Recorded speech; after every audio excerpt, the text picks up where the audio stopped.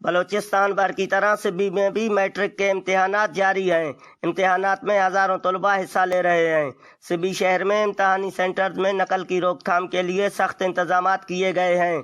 Deputy commissioner Sibi Syed Zahid Shah समेत education ऑफिसरान भी इम्तिहानी मराकज़ के दौरे कर रहे हैं। एनुअल एग्जामिनेशन चल रहे मैट्रिक है में क्लास है तादाद मर्शी में तो पेपरें और 95 स्टूडेंट में वटा इम्तिहान दिए गए और मैं कोशिश हमेशा मैं कंट्रोलर बोर्ड है मैं एजुकेशन डिपार्टमेंट है कि सरिये मैं ख्वाहिश हमेशा कि निकाला ख़त्म करो ए नासूर मार ख़त्म भी गोड़ा बलूचिस्तान तरक्की का गोड़ा पाकिस्तान तक तरक्की तालबा का नुकसान है नकल या माशरती बुराई है मार जड़ा ख़त्म करने और इस ख़त्म करने वास्ता पा हमें करे मुश्किलें कारे दिन है हर एक अंदा कोशिश का असातिज़ा इंतज़ामिया एरो ख़त्म भी हमें करे मसले ने।